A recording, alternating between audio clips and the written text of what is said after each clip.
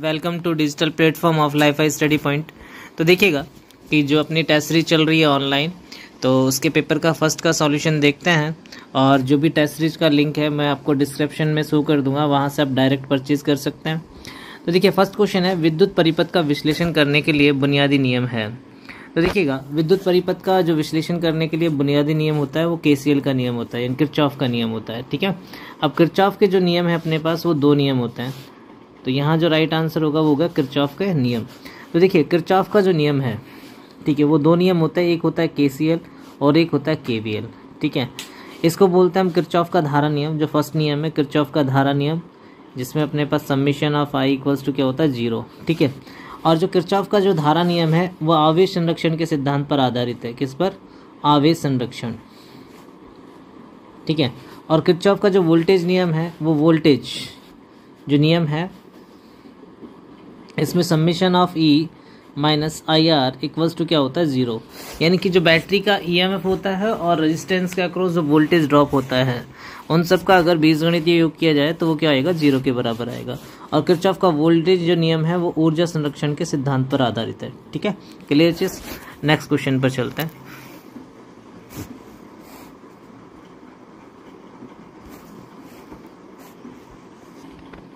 दूसरा क्वेश्चन देखते हैं, किलोवाट घंटा किसकी इकाई है। तो देखिएगा किलोवाट घंटा जो इकाई है वो अपने पास ऊर्जा की इकाई होती है, तो राइट आंसर होगा ऊर्जा। अब देखिएगा कि 1 BOT यानी कि बोर्ड ऑफ ट्रेड यूनिट, ये इक्वल्स टू होता है 1 kWh के। ठीक है, और 1 kWh इक्वल्स टू होता है 3.6 × 10⁻6 जूल, और ये इक्वल्स टू होता है अपने पास 860 किलो कैलोरी। ठीक है, क्लियर चीज। तो ये भी क्वेश्चन आपको याद रखने हैं कि जो डायरेक्टली आपके एग्जाम में पूछ सकता है। ठीक है, नेक्स्ट क्वेश्चन की तरफ चलते हैं। नेक्स्ट क्वेश्चन आपके पास, ताप गुणांक की इकाई क्या है। तो देखिएगा अगर हम रेजिस्टेंस की वैल्यू देखें, RT equals to R0 1 + α0T। ठीक है, क्लियर चीज। तो यहाँ देखिएगा कि अगर मैं यहाँ से वैल्यू निकालूँ टेम्परेचर कॉफिशिएंट, यानी कि α0 की वैल्यू निकालनी है, तो ये फॉर्मूला हो जाएगा RT equals to R0 + R0 α0T। और यहाँ से α0 की वैल्यू निकाली जाए तो ये हो जाएगा RT - R0 / R0T। तो देखिएगा यहाँ जो ऊपर रेजिस्टेंस का डिफरेंस आ रहा है तो इसकी यूनिट आएगी ओम, नीचे आएगा ओम। ठीक है, और यहाँ आ जाएगा डिग्री सेंटीग्रेड, तो ओम से ओम कट जाएगा तो क्या आ जाएगी इकाई प्रति डिग्री सेंटीग्रेड। तो राइट आंसर होगा अपने पास सी। ठीक है, नेक्स्ट क्वेश्चन की तरफ चलते हैं। ठीक है, मल्टीप्लाई कर देते हैं इसको, मल्टीप्लाई कर। देखो नेक्स्ट क्वेश्चन देखते हैं, समांतर परिपथ में प्रत्येक शाखा में धारा समानुपाती होती है। ठीक है, क्लियर चीज। अब देखिएगा क्वेश्चन जो दे रखा है अपने पास, तो ये मेरे पास क्या हो गया, पैरेलल सर्किट हो गया। एक रेजिस्टेंस ये मैंने R1 मान लिया, ये सेकंड क्या ले लिया R2 मान लिया। ये दोनों रेजिस्टेंस किस में जुड़े हुए हैं, पैरेलल में जुड़े हुए हैं। ठीक है, क्लियर चीज़। यहाँ मैंने इसे कनेक्ट कर दिया एक वोल्टेज सोर्स से, ये वोल्टेज सोर्स ले लिया। ठीक है, प्लस माइनस। ठीक है, अब यहाँ से जो करंट जाएगा I जाएगा, तो यहाँ से ये हो गया मैंने I1 मान लिया और ये मान लिया क्या I2। अब देखिएगा यहाँ अगर जो करंट की बात करें तो करंट अगर देखिए रेजिस्टेंस की वैल्यू इसकी ज़्यादा होगी तो इसमें करंट जो वैल्यू होगा I2 कम होगा, और रेजिस्टेंस R2 की वैल्यू कम होगी तो रेजिस्टेंस क्या होगा, ज़्यादा होगा। ठीक है, तो यहाँ क्या होगा, इसको मैं कंडक्टेंस की फॉर्म में लिख सकता हूँ, क्योंकि जो रेजिस्टेंस का फॉर्मूला होता है R1/R इक्वल्स टू पैरेलल में R1 + R2। ठीक है, तो इसको लिखा जा सकता है G1 + G2। ठीक है, जी की फॉर्म में। तो डायरेक्टली करंट किसके प्रोपोर्शनल टू हो जाएगी, चालकत्व के, तो इसलिए यहाँ आ जाएगा चालन के मान के समानुपाती। तो राइट आंसर हो जाएगा अपने पास ई। देखिए नेक्स्ट क्वेश्चन है अपने पास कि निम्न में से कौन प्रतिरोधकता की इकाई है। ठीक है, प्रतिरोधकता की इकाई आपसे पूछी गई है। तो प्रतिरोधकता का मतलब रो का फॉर्मूला होता है RA/L। ठीक है, अब देखिएगा रेजिस्टेंस की जो यूनिट होती है वो ओम होती है, जो एरिया है उसकी मीटर स्क्वायर होती है, लेंथ की मीटर होती है, मीटर से मीटर कैंसिल आउट क्या आ जाएगा ओम मीटर। तो यहाँ प्रतिरोधकता की इकाई क्या आ जाएगा ओम मीटर। तो राइट आंसर होगा अपने पास सी। नेक्स्ट क्वेश्चन की तरफ चलते हैं। नेक्स्ट क्वेश्चन है अपने पास, वह पदार्थ जो आसानी से विद्युत धारा को प्रवाहित होने देते हैं कहलाते हैं। देखिए जो आसानी से विद्युत धारा को प्रवाहित होने देते हैं वो पदार्थ कहलाते हैं कंडक्टर, और जिनमें विद्युत धारा का प्रवाह नहीं होता उन्हें इंसुलेटर या फिर विसंवाहक कहा जाता है। ठीक है, क्लियर चीज़। और जिनमें अपने पास क्या है कि शून्य ताप पर जो अपने पास क्या है कि कुछ चालक की तरह व्यवहार करते हैं, लेकिन ताप बढ़ाए जाने पर अपने पास चालक की तरह व्यवहार करते हैं तो वैसे पदार्थ कहलाते हैं अर्धचालक। ठीक है, नेक्स्ट क्वेश्चन की तरफ चलते हैं। नेक्स्ट क्वेश्चन अपने पास केवीएल के अनुसार निम्न में से कौन सा शून्य होना चाहिए। ठीक है, तो देखिए किरचॉफ का जो वोल्टेज नियम है वो क्या कहता है कि ये मेरे पास क्या हुआ कि कोई भी एक बंद परिपथ है। ठीक है, तो यहाँ रेजिस्टेंस मैंने ले लिया R1 और यहाँ रेजिस्टेंस ले लिया क्या R2। क्लियर चीज़, यहाँ कनेक्ट कर दिया। तो किरचॉफ का वोल्टेज नियम कहता है किसी भी बंद परिपथ में, ठीक है, बैटरी का विद्युत वाहक बल अपने पास क्या हो गया E, और प्रतिरोधों के मध्य होने वाला वोल्टेज ड्रॉप, इन सब का बीजगणितीय योग किसके बराबर होता है, शून्य के बराबर होता है। किसके बराबर होता है, शून्य के बराबर। तो यहाँ जो ऑप्शन है वहाँ चेक कीजिए, बंद लूप में धाराओं का बीजगणितीय योग, तो ये तो अपने पास किसका है, करंट KCL लो है, तो ये तो गलत हो जाएगा। बंद लूप में घात बीजगणितीय योग, ठीक है, तो ये भी गलत हो जाएगा क्योंकि यहाँ वोल्टेज और ड्रॉप के बारे में बात नहीं। बंद लूप में नुकसान बीजगणितीय योग, ये भी गलत हो जाएगा। ठीक है, बंद लूप में वोल्टेज का बीजगणितीय योग, तो राइट आंसर हो जाएगा अपने पास डी। नेक्स्ट क्वेश्चन की तरफ चलते हैं। तो देखिए नेक्स्ट क्वेश्चन जो है, स्रोत से ली गई अधिकतम शक्ति निर्भर करती है। तो देखिएगा कि जो मैक्सिमम पावर थ्योरम है वो अपने पास P मैक्स जो है वो अपने पास होता है VTH का स्क्वायर अपॉन 4 RTH। ठीक है, और RTH जो है ये इक्वल्स टू होता है RL के। ठीक है, तो ये अपने पास जो है पूछा गया है कि मैक्सिमम पावर है वो किस पर डिपेंड करती है, तो वो डिपेंड करती है लोड रेजिस्टेंस पे, तो यहाँ आ जाएगा भार प्रतिरोध के मान पर। ठीक है, नेक्स्ट क्वेश्चन पर चलते हैं। दो युग्मित कुंडलियों के बीच परस्पर अधिष्ठापन निर्भर करता है। ठीक है, तो देखिएगा अगर दो अपने पास ये कॉइल हैं, ठीक है, तो इनके बीच में जो म्यूचुअल इंडक्टेंस है यानी कि M, वो डिपेंड करता है फ्लक्स लिंकेज यानी परिवर्तन की दर पर। ठीक है, तो यहाँ जो राइट आंसर हो जाएगा वो हो जाएगा B, फ्लक्स लिंकेज परिवर्तन की दर पर। नेक्स्ट क्वेश्चन की तरफ चलते हैं।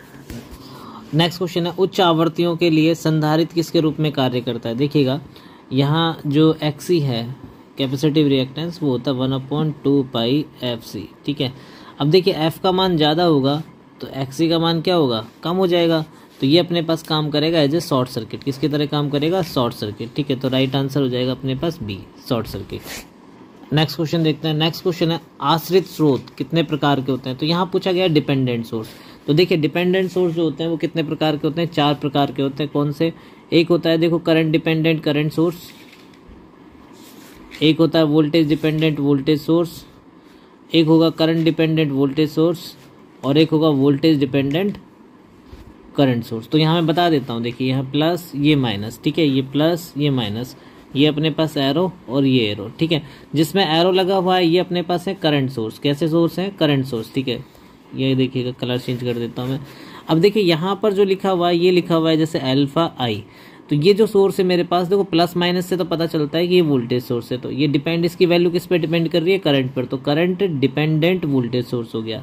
और यहाँ लिखा हुआ है अल्फा वी, तो देखिएगा ये जो इसकी वैल्यू डिपेंड कर रही है वोल्टेज पर, तो ये हो गया अपने पास वोल्टेज डिपेंडेंट वोल्टेज सोर्स। ये वैल्यू जो है अपने पास ये देखिएगा ये है एरो जो डिपेंड करता है वो अपने पास डिफाइन करता है कि करंट सोर्स है, तो ये हो गया करंट डिपेंडेंट करंट सोर्स, और ये हो गया अपने पास करंट डिपेंडेंट वोल्टेज सोर्स। इसलिए अपने पास बोला जाता है डिपेंडेंट सोर्स यानी कि आश्रित सोर्स कितने प्रकार के होते हैं, 4 प्रकार के, तो इसलिए राइट आंसर हो जाएगा अपने पास 4। नेक्स्ट क्वेश्चन की तरफ चलते हैं। नेक्स्ट क्वेश्चन है अपने पास, नेक्स्ट क्वेश्चन जो है वो है जहां वोल्टेज विभाजन की समस्या उत्पन्न होती है।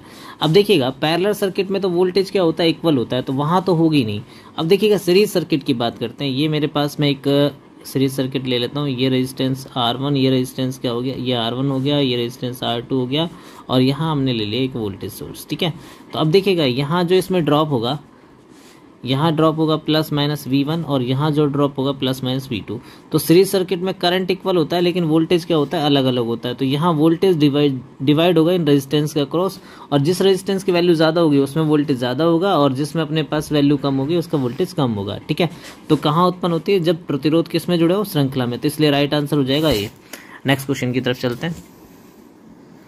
नेक्स्ट क्वेश्चन है, नोडल विश्लेषण आमतौर पर निर्धारित करने के लिए प्रयोग किया जाता है। तो देखिएगा पहले आपको ये बता देते हैं कि नोड क्या होता है। मान लीजिए ये सर्किट है मेरे पास, यहाँ एक रेजिस्टेंस है, ये एक रेजिस्टेंस और यहाँ एक वोल्टेज सोर्स लगा हुआ है। ठीक है, क्लियर चीज़।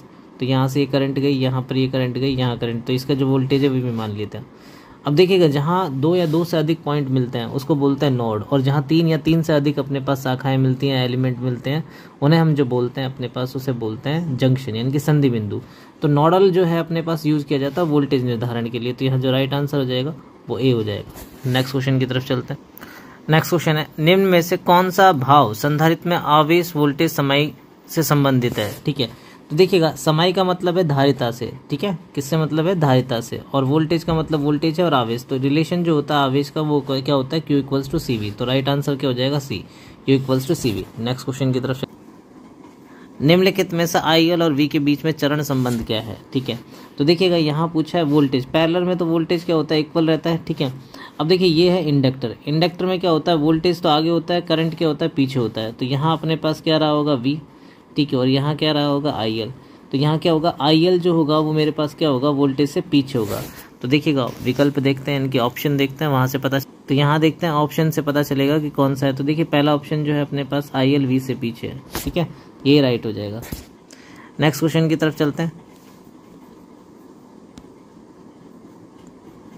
ठीक है। नेक्स्ट क्वेश्चन अपने पास वह लूप जिसमें कोई आंतरिक लूप नहीं होता उसे जाना जाता है। देखिएगा जो छोटा सा छोटा लूप होता है, छोटा सा छोटा जो बंद परिपथ होता है जिसे आगे कहीं डिवाइड नहीं कर सकते, उसे क्या कहा जाता है? लूप कहा जाता है। लूप कहा जाता है या फिर उसे मैश भी कहा जा सकता है और जाल भी। तो राइट आंसर क्या हो जाएगा? अपने पास बी हो जाएगा, एक जाल या फिर मैश, ठीक है। देखिए नेक्स्ट क्वेश्चन है, नोड वोल्टेज V का मान ज्ञात कीजिए। तो देखिएगा पहले यहाँ से समझिए क्वेश्चन को, ये 2 एम्पियर करंट यहाँ पर गई, ठीक है, यहाँ से अपने पास कितनी आ गई? 8 एम्पियर। तो डेफिनेटली देखिएगा 8 एम्पियर यहाँ आई है, तो यहाँ से कितनी आई होगी? 6 एम्पियर। तो इस वाले रजिस्टर में जो अपने पास ड्रॉप होगा वो प्लस माइनस, ठीक है। अगर यहाँ से नोड वोल्टेज देखें तो जो पोलरिटी है वो किस में आ रही है? माइनस में। तो 6 को मैंने 10 से मल्टीप्लाई किया तो ये कितना आ गया? 60। और यहाँ जो अपने पास है माइनस पोलरिटी ऊपर आ रही है, तो ये जो होगा अपने पास वो क्या होगा? माइनस का 60 वोल्ट अपने पास राइट आंसर होगा। तो ऑप्शन देखते हैं, ऑप्शन से आपको पता चलेगा कि कौन सा विकल्प सही होगा। तो देखिएगा इसमें ऑप्शन सी में पॉजिटिव 60 दे रखा है और डी में माइनस 60 दे रखा है, तो राइट आंसर हो जाएगा डी माइनस 60, ठीक है। नेक्स्ट क्वेश्चन की तरफ देखिए, नेक्स्ट क्वेश्चन अपने पास कि सोर्स परिवर्तन तकनीक मुख्य रूप से कानूनी रूप से आधारित है। देखिएगा सोर्स कन्वर्जन का मतलब ये है कि अगर मेरे पास कोई वोल्टेज सोर्स है, मान लीजिए ये मेरे पास क्या था? एक वोल्टेज सोर्स, ये प्लस माइनस, ठीक है, और इसका इंटरनल रेजिस्टेंस R है, ठीक है, और इसका वोल्टेज V है। अगर मैं इसे किस में चेंज करूँ? करंट सोर्स में। करंट सोर्स में ये I हो जाएगा V/R, ठीक है, तो ये करंट सोर्स बन जाएगा। और ठीक है, इसके पैरेलल में क्या आ जाएगा? रेजिस्टेंस R की वैल्यू हो जाएगी। तो ये डिपेंड है किस पर? ओम के नियम पर। तो राइट आंसर क्या हो जाएगा अपने पास? C, ओम का नियम, ठीक है। नेक्स्ट क्वेश्चन जो है वो देखिएगा, 1 सेकंड में होने वाले चक्रों की संख्या को क्या कहा जाता है? देखिएगा पहले ये समझिएगा, ये अपने पास क्या हुआ? ये अल्टरनेटिंग करंट है, प्रत्यावर्ती धारा। तो ये इसका क्या है कि एक चक्र है। ऐसे 1 सेकंड में जितने चक्र पूरे होंगे उसको कहा जाता है आवर्ती। तो राइट आंसर क्या हो जाएगा अपने पास? बी हो जाएगा, ठीक है। नेक्स्ट क्वेश्चन की तरफ नेक्स्ट क्वेश्चन देखते हैं। नेक्स्ट क्वेश्चन जो है अपने पास वो है, सुपरपोजिशन प्रमेय किसके लिए काम नहीं करता है? देखिएगा सुपरपोजिशन प्रमेय जो लगता है वो अपने पास रेखीय परिपथ पे लगता है, जबकि अपने पास शक्ति जो रहती है अपने पास वो नॉन लीनियर नेचर में होती है, यानी अरेखीय होती है। तो इसलिए ये जो लागू नहीं होगा वो किस पर नहीं लागू होगा? शक्ति पर लागू हो गया, ठीक है, लागू नहीं होगा। नेक्स्ट क्वेश्चन है, थेवेनिन वोल्टेज है। देखिएगा कि एक कॉम्प्लिकेटेड सर्किट को रिप्लेस किया जाता है किस तरीके से? एक छोटे से सर्किट में जिसमें अपने पास क्या होता है? इक्विवेलेंट वोल्टेज सोर्स होता है और इक्विवेलेंट रेजिस्टेंस होता है। और ये जो वोल्टेज सोर्स होता है ये अपने पास क्या होता है? VTH, जिसे हम क्या बोलते हैं? Thevenin voltage. ये ओपन सर्किट वोल्टेज होता है, ठीक है। और जो RTH होता है ये ओपन सर्किट, राइट आंसर जो होगा वो होगा ओपन सर्किट वोल्टेज, ठीक है। ये नेक्स्ट क्वेश्चन की तरफ चलते। नेक्स्ट क्वेश्चन है, करंट का प्रभावी मान क्या है? देखिए करंट का जो प्रभावी मान होता है वो RMS मान होता है। कौन सा होता है? RMS मान होता है।